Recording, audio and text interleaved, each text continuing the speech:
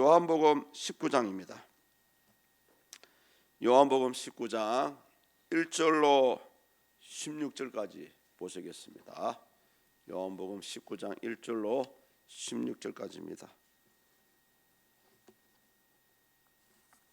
요한복음 19장 1절입니다. 이에 빌라도가 예수를 데려다가 채찍질하더라.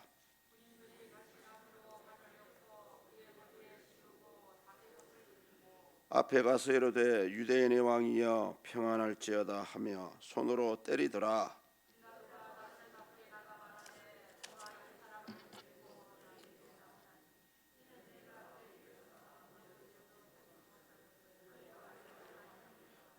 이에 예수께서 가시관을 쓰고 자색 옷을 입고 나오시니 빌라도가 그들에게 말하되 보라 이 사람이로다 하매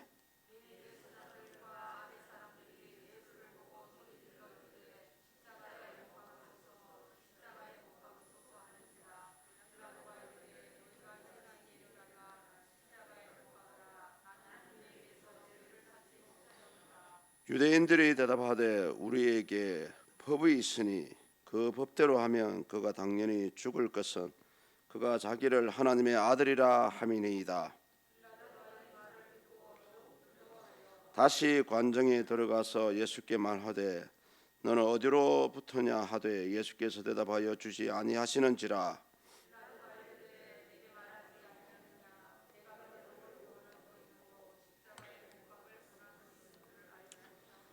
예수께서 대답하시되 위에서 주지 아니하셨더라면 나를 해할 권 하나이 없었으리니 그러므로 나를 내게 넘겨준 자의 죄는 더 크다 하시니라.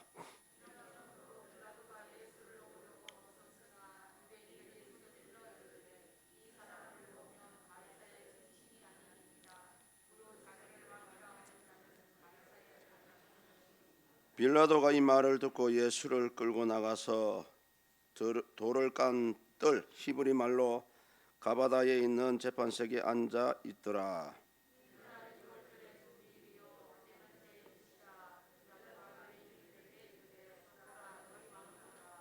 그들이 소리 지르되 없이 하소서 없이 하소서 그를 십자가에 못 박게 하소서.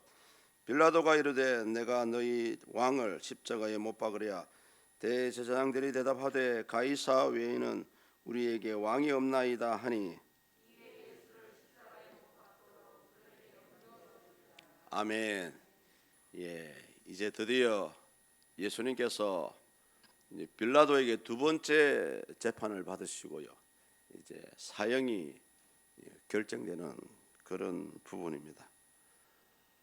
중간중간에 보시면은 빌라도는 예수님의 죄를 무죄하다고 세 번이나 걸쳐서 선포를 하고 있습니다.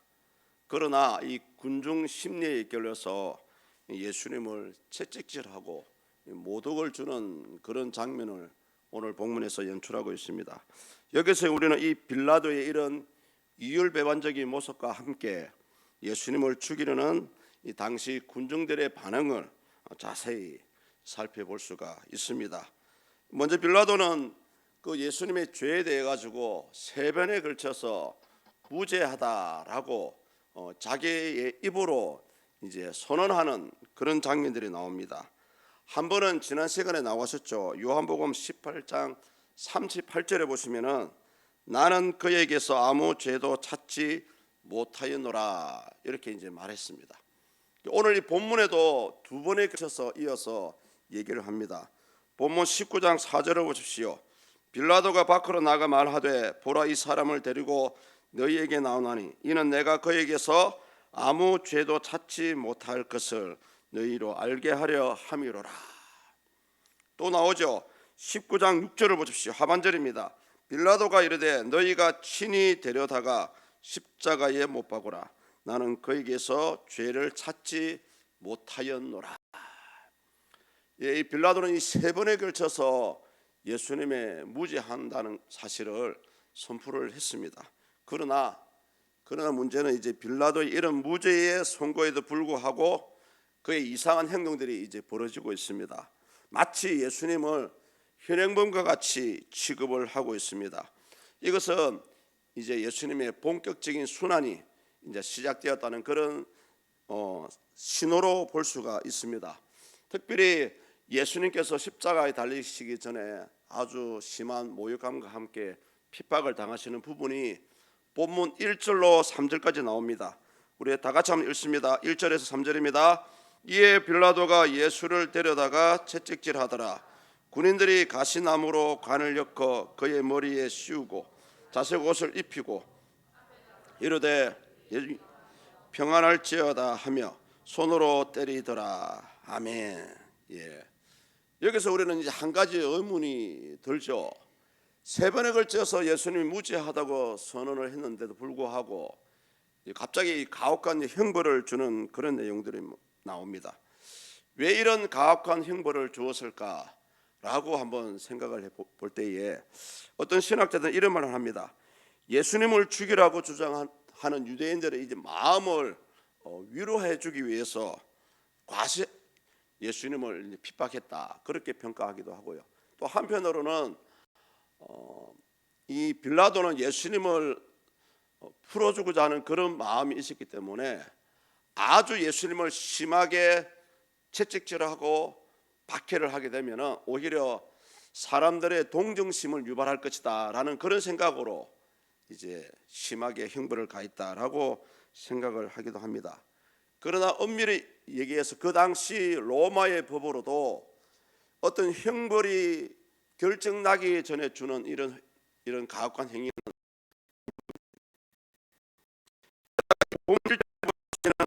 채찍질 하더라라는 말씀이 나오죠. 이 채찍질 하더라는 이 말씀 속에는 그렇게 우리가 생각하는 만큼 쉬운 가벼운 형벌이 아니고요, 아주 끔찍한 형벌입니다. 그 당시 채찍근에는 제가 일전에도 한번 말씀을 드린 적이 있습니다. 납도를 달기도 하고요, 좁빗한 쇠못을 걸기도 하고, 때로는 짐승의 두꺼운 뼈를, 날카로운 뼈를 걸어서 사람의 등을 향해서 때리거든요. 그러면 그 좁빗한 부분이 사람의 살 속에 박혀버립니다. 그리고 아주 있는 힘을 다해 군사들이 당겨버립니다. 그 살찜이 있는 그대로 떨어져 나가죠. 살찜이 떨어져 나가면서 피의 혈관이 터지고요, 온 피가 사방에 터져버리는 그런 장면이 연출이 됩니다. 그때에 대부분의 저수들이 이 채찍을 맞으면은 아주 고통스러워하면서 그 어떤 신음소리를 낸다고 합니다. 심지어 이 군인들을 보십시오. 2절에 나오죠. 예수님을 심하게 모독하고 예수님을 놀리는 장면입니다. 머리에 가시관을 씌우므로 해서 머리에 혈관에 피가 나게 만들고요, 심지어 자색옷을 입히는 그런 장면이 연출되고 있습니다. 가시관을 씌우고 이 자색옷을 입힌다는 것은 나름대로 이중적인 의미를 가지고 있습니다. 하나는 뭐냐면은 예수님께서 자칭 왕이라고 했기 때문에 그 자칭 왕이라는 것을 조롱하기 위해서 머리에 왕과 같은 그 가시 면류관을 씌우고요, 또 그 당시 이 자색옷은 오로지 황제만이 입을 수 있는 옷입니다. 완전히 예수님을 놀리기 위해서 이런 모습을 연출했다라고 볼 수가 있고요. 한편으로는 이 글을 읽는 독자들에게는 오히려 진짜 예수님이 진정한 왕이시구나라는 것을 은연중에 드러내고 있다라고 볼 수가 있죠. 또 마지막 3절을 한번 보십시오. 손바닥으로 때리는 동작이 나옵니다. 이 손바닥으로 때리는 것은 아픔을 주기보다는 그 사람이 인격적으로 모독하는 그런 장면이라고 할 수가 있습니다. 그런데 성도님들, 이런 장면들이 사실은 그 당시 연출이 되었지만은 이미 구약에서 여러 가지 형태로 예고가 되었던 부분입니다.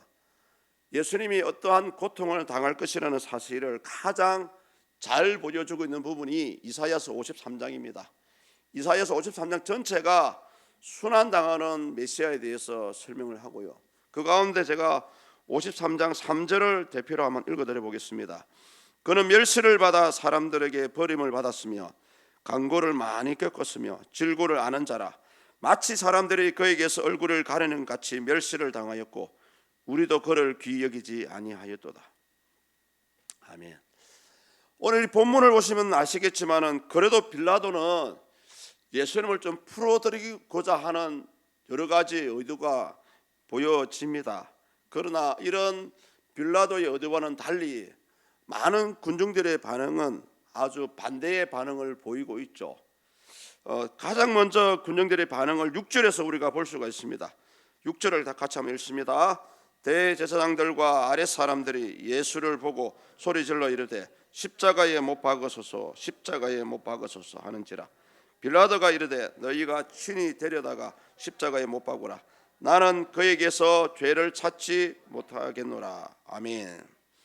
이 부분을 보시면은 당시 유대 군중들을 조종하는 무리가 유대 종교 지도자들이었다라는 것을 알 수가 있죠. 대제사장들과 아랫 사람들이 예수를 보고 소리질러 이르되, 완전히 예수님을 십자가에 못 박아라 할 정도로 미리 협박을 하고 있는 부분입니다. 이미 이들은 예수님을 반역자로 로마를 대적하는 이제 반란죄로 고소를 했기 때문에 가장 로마에서 반란자에게 주는 최고의 형벌이 십자가 형벌이었습니다. 이미 이들은 그런 의도로 이렇게 예수님을 십자가에 못 박을 것을 이제 협박을 하고 있죠. 그러나 사실은 이들이 예수님을 고소한 진짜 이유가 있습니다. 그 이유가 뭐냐면은 본문 7절에 나오죠. 보십시오. 예수님께서 하나님의 아들이라고 주장하셨기 때문에 이들은 예수님을 십자가에 못 박으라고 하고 있습니다.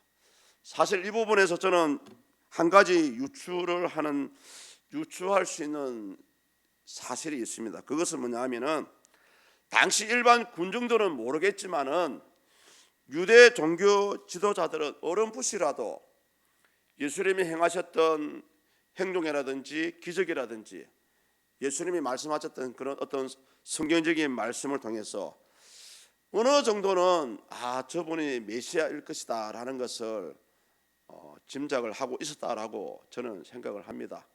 그것을 잘 보여주는 부분이 사내들인 공회원 중에 예수님을 암암리에 믿었던 사람이 몇 사람 있지 않습니까? 니고데모도 있고요.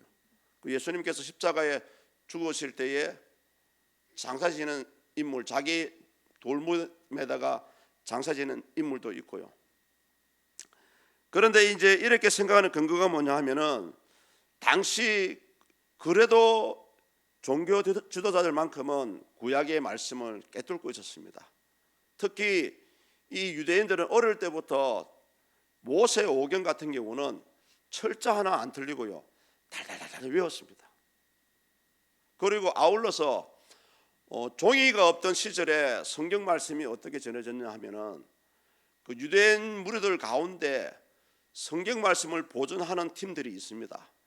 그 사람들은 태어나서부터 죽을 때까지 하는 일이 뭐냐 하면은 창세기부터 말라기서까지 성경 말씀을 달달달 외우는 일을 하고요. 그 외우는 것을 또 밑에 제자에게 그대로 가르쳐 줍니다. 또 이 제자는 또 그렇게 해서 다음에 자기 제자에게 달달달 외우게 해서 사실은 성경이 이런 식으로 해서 전해지게 되었고요.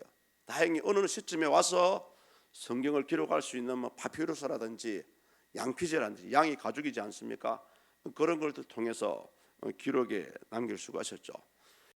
이런 것을 바탕으로 했을 때에 바리새인들이나 사두개인들, 서기관들은 성경 말씀을 통해서 말은 하지 않았지만은 메시아라는 것을 알았다라고 저는 생각을 했습니다.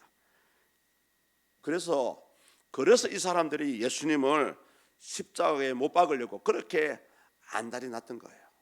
특히 역사적인 사실을 보면은 원론적으로는 예수님께서 십자가에 달릴 것이라는 것은 성경적인 말씀이 예언되어 있지만은 당시 실상에 비추어 봤을 때는 예수님이 메시아로 세워지고 왕으로 등극하게 되면은 이 유대 지도자들은 어떻게 됐습니까?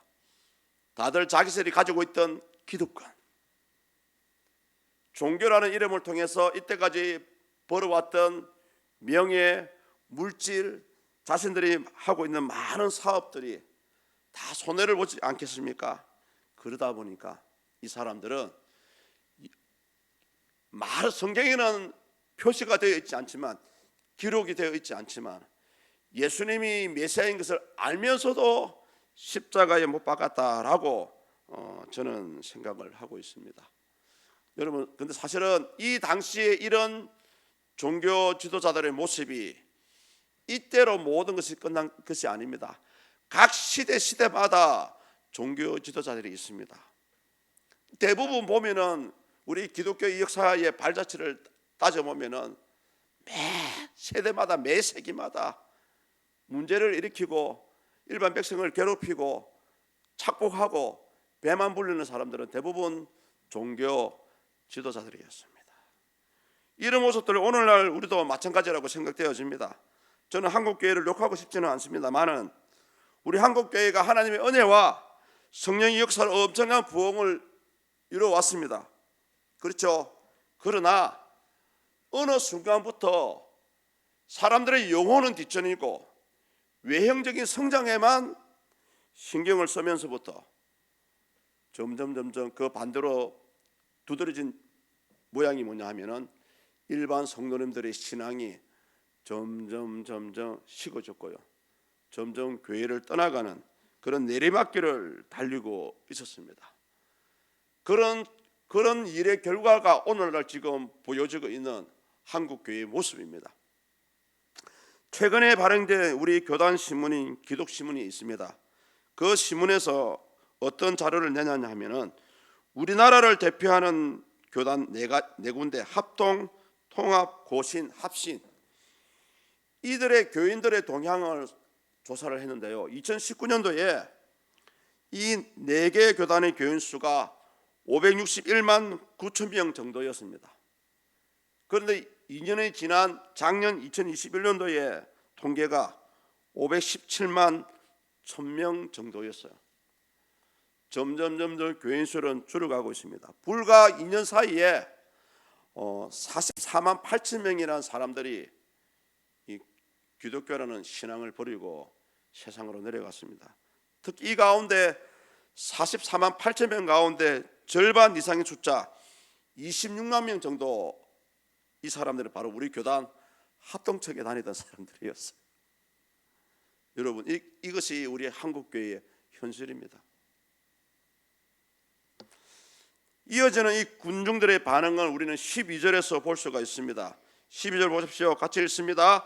이러함으로 빌라도가 예수를 놓으려고 힘썼으나 유대인들이 소리질러 이르되 이 사람을 놓으면 가이사의 충신이 아니니이다.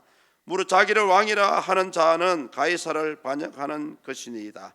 아멘. 여기서 등장하는 가이사는 당시 로마를 다스리는 황제의 누구든지 황제 되면은 모두가 가이사라고 이름을 불렸습니다만 역사적으로 누가복음 3장 1절에 보면은 디베르 황제가 언급이 되고 있거든요. 다른 말로 쉽게 얘기하면 티베리우스 황제가 등장을 합니다. 이 티베리우스 황제가 이 AD 14년부터 37년 사이에 이 로마를 다스렸거든요. 이 사람의 특징이 뭐냐면은 이 사람은 아주 악독한 사람입니다. 특히 로마를 반대하는 반역자에 한해서는 아무 조사도 필요 없이 아주 그냥 무자비하게 죽여버렸다라고 합니다. 예수님께서 십자가에 달리실 때 무릎에 이 로마와 이 유대를 다스리는 왕이 티베리우스 황제입니다. 그래서 본문에 보시면은 가이사의 충신이라는 말이 나오죠. 충신. 원문에 들어가면은 이 충신이라는 말은 친구라는 뜻입니다. 그래서 당시 황제의 측근이나 황제 대신해서 각 식민지를 통치하던 총독들이 가장 듣고 싶어하는 단어가 뭐냐 하면은 가이사의 충신, 가이사의 친구라는 표현이었습니다. 오늘 본문에 등장하는 이 빌라도 역시 예외가 아니었습니다. 그래서 우리가 여기서 한 가지 질문을 해봐야 될 것은 뭐냐면은 분명히 제가 서두에 빌라도는 예수님이 무죄하다는 것을 3번에 걸쳐서 선언을 했습니다. 그런데 일이 돌아가는 그 흐름을 보면은 예수님을 풀어주지 않고 오히려 종래에는 유대인들의 소리에 굴복해가지고 예수님을 십자가에 못 박게 되죠. 그 이유가 무엇일까요? 앞에서는 무죄하다 3번이나 선포를 했는데도 불구하고 끝내는 예수님을 십자가에 못 박도록 내어주었습니다. 그 이유가 이 티베리우스 황제의 성향과 연결되어 있습니다. 당시 빌라도는 정치적인 문제 때문에 예수님을 어쩔 수 없이 십자가에 못 박을 수밖에 없었습니다. 왜냐하면 보십시오. 빌라도가 가장 염려했던 부분이 뭐냐면 지난 시간에도 말씀을 드렸지만은 혹시 자기가 다스리는 이 유대 지역에 반란이 일어나는 일이 가장 이 사람의 문제였습니다. 그러다 보니까 만약에 반란자로 고쳐된 이 예수 그리스도라는 분을 예수님을 풀어주게 된다면 어떠한 일이 벌어지겠습니까? 예수님을 고소한 유대인들은 자신을 제껴놓고 가이사에게 직접적으로 상소를 하지 않겠습니까? 이것을 빌라도가 알았던 거예요. 특히 이 반란자를 풀어주었다는 빌라도가 반란자를 풀어주었다는 소식을 가이사가 알게 된다면 이 빌라도는 어떻게 되겠습니까? 빌라도는 자신의 정치적인 생명은 물론이고 육신의 목숨까지도 위태로울 수밖에 없습니다. 그렇기 때문에 빌라도는 예수님이 죄가 없는 것을 알면서도 끝내 십자가에 달리시게 하는 그런 이제 모습을 보여주게 되죠. 이제 마지막 세 번째 반응이 본문 15절에 나옵니다. 우리 다 같이 한번 읽습니다. 그들이 소리 지르되 없이 하소서 없이 하소서 그를 십자가에 못 박게 하소서. 빌라도가 이르되 내가 너희 왕을 십자가에 못 박으랴. 대제사장들이 대답하되 가이사 외에는 우리에게 왕이 없나이다. 아멘. 여기 아주 이상한 말씀이 나오죠.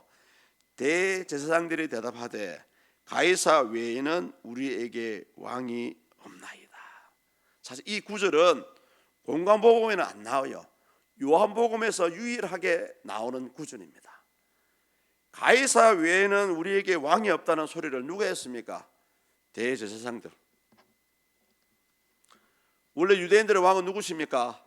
하나님이시잖아요. 그러니까 하나님을 섬기고 백성들을 리드하는 이 지도자들이 도리어 자신의 입으로 하나님이 우리의 왕이 아니다라는 것을 선포하는 겁니다.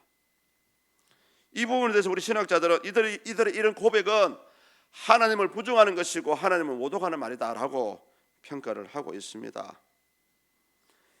그만큼 이 당시 이 유대인들의 신앙적인 상태가 영적으로 병들어 있었다는 거죠. 심지어 백성들을 신앙적으로 리드해야 될 종교 지도자들조차도 신앙적으로 병들어 있다라는 것입니다.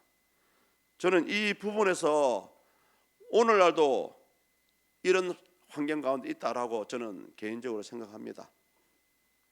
많은 종교 지도자들이 물질에, 명예에, 또 자신의 욕망을 따라서 많은 범죄를 하고 있습니다. 마치 성경에 나오고 있지 않습니까? 양의 탈을 쓴 늑대처럼 그런 삶을 살아가고 있다는 말씀입니다. 그래서 여기서 우리는 한 가지 교훈을 얻을 수 있습니다. 대제사장들이 자신들의 입으로 가이사 외에는 우리에게 왕이 없다는 그런 모습을 통해서 우리 사람이 오늘날 사람이 믿음이 있는가 없는가를 가장 쉽게 구별할 수 있는 방법이 뭐냐? 그 사람의 입에서 나오는 말을 들어보면 알 수가 있습니다.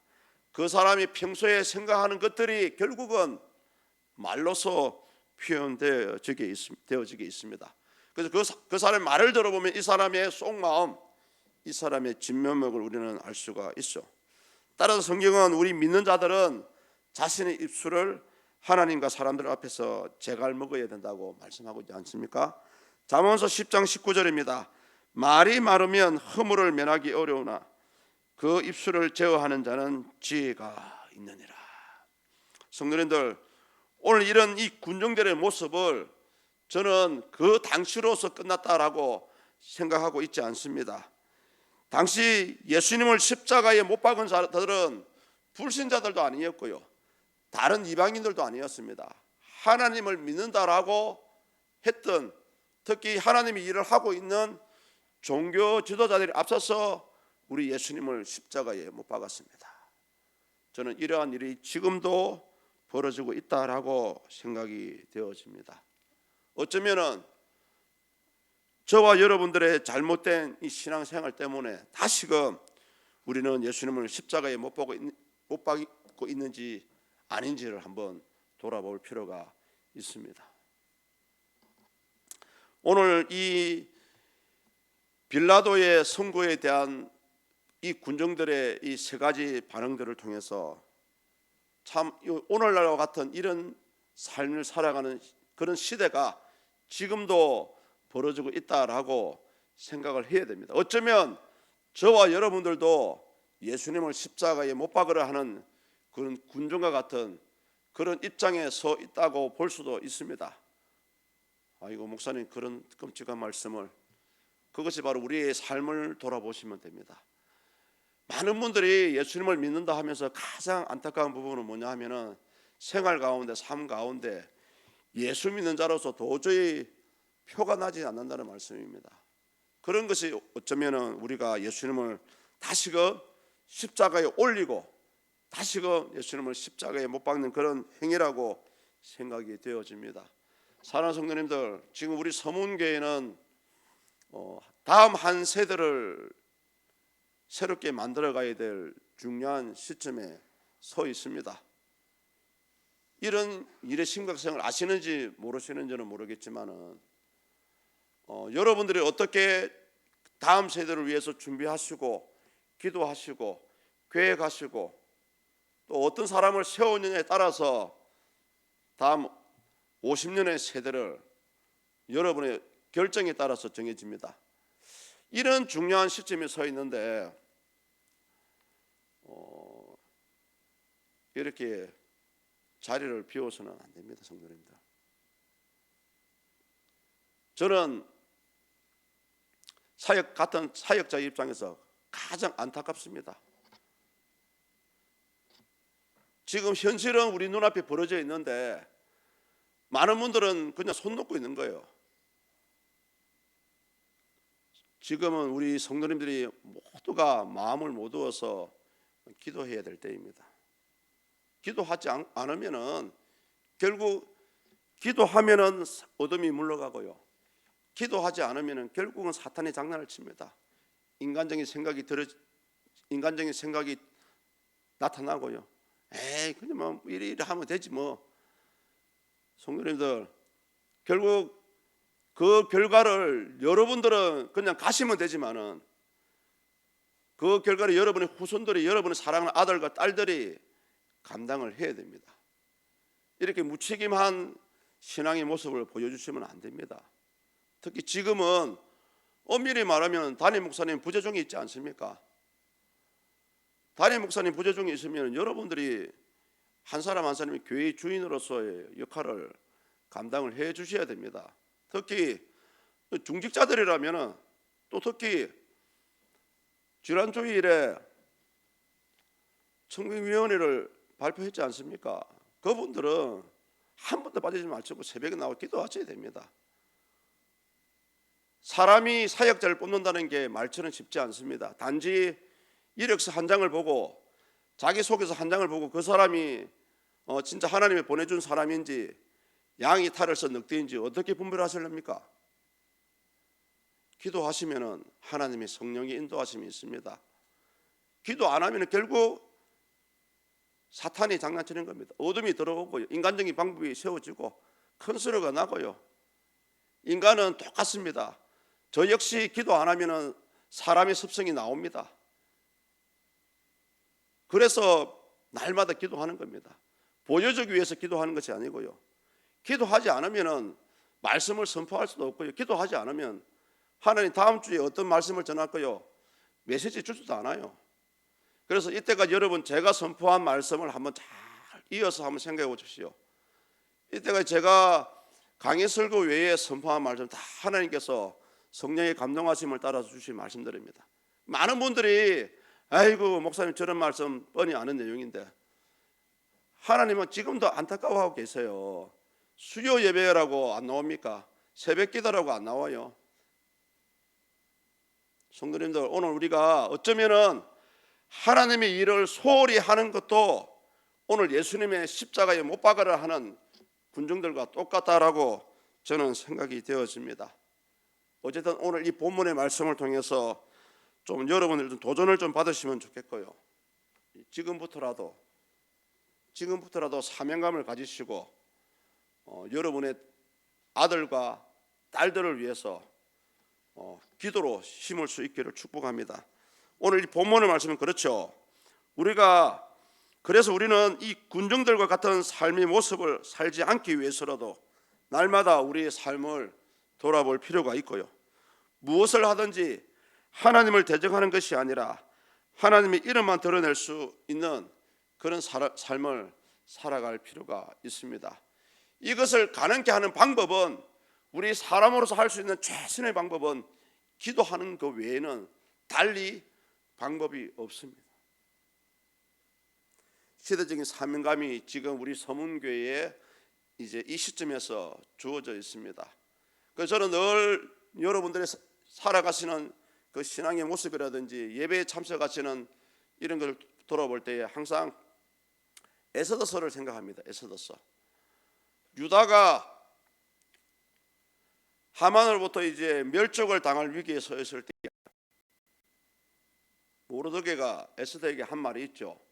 너는 왕비이기 때문에 너의 목숨은 보존될 것이다. 그러나 설사 네가 도움을 주지 않는다 할지라도 하나님은 우리 유다인들을 다른 방법으로 구원해 주실 것이고 거기에 대한 책임은 너는 져야 된다라는 그런 말씀이 나옵니다. 오늘 에스더서를 한번 읽어보십시오. 에스더가 그 말을 듣고 죽으면 죽으리라는 각오로 3일 금식을 하지 않습니까? 성도님들, 지금 여러분들은 어떤 마음으로 지금 이 시간을, 이 아주 소중한 시기를 보내시고 있습니까?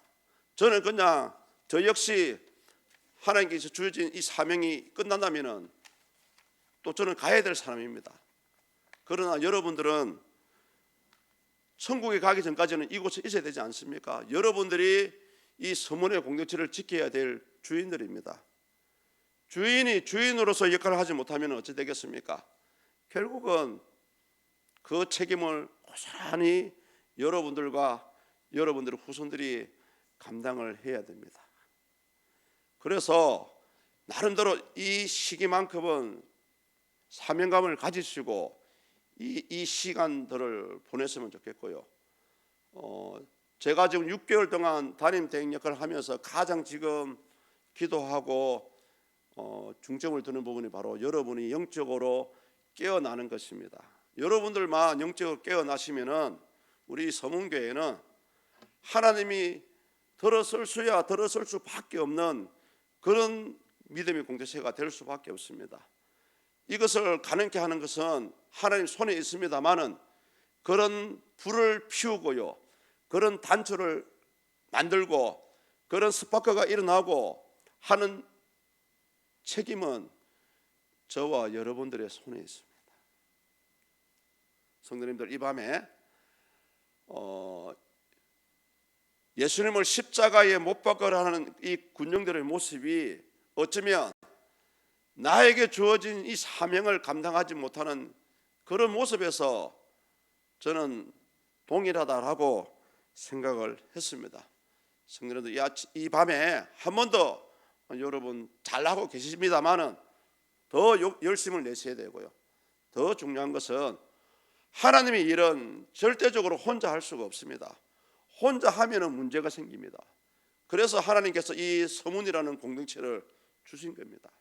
하나님의 일은 모두가 함께 같이 투게더 함께 이루어가야 됩니다. 이것이 가장 이상적인 교회의 모습입니다. 이런 사명감을 다시 한번 기억하시고 오늘 참석하지 못한 분들에게 다시 한번 여러분 심한 말로 좀 야단을 치셔도 됩니다. 그래서 여러분 서로가 열심을 내보자 라는 그런 좀 권유를 해 주셨으면 감사하고요. 또 이런 열기가, 이런 분위기가 여러분 서서히 달아올라 가지고는 언제 불을 피웁니까? 한순간에 일어나야 됩니다. 그래서 제가 자꾸 기도하자 그러고요, 특별 새벽 기도 하자 그러고요, 또 11월 달에 다니엘 기도회 하자는 이유가 그 때문에 그럽니다. 교회에 불을 붙이는 방법은 한순간에 붙어야 됩니다. 여러분, 언제 여러분의 생각을 제가 다 받아들이고요, 언제 여러분의 의견을, 반대하는 의견들을 다 받아줄 수가 있습니까? 함께 마음을 모두어서 가야 됩니다. 그 길이 하나님께서 예비하신 길입니다. 순종하는 자에게는 하나님이 책임져 주십니다. 그러나 불순종한 자에게는 저는 몰라요. 그 부분은 하나님 하실 일이고. 성도님들, 우리가 예배를 잘 드리는 것도 중요합니다만은 하나님께서 이 서문교에 주시는 이 시대적인 사명, 이 사명을 잘 감당하는 것이 어쩌면 하나님을 기쁘시게 하는 것이고요, 종래에는 이 서문교회를 든든히 세워가는 밑거름이 될 수가 있습니다. 기도하시겠습니다.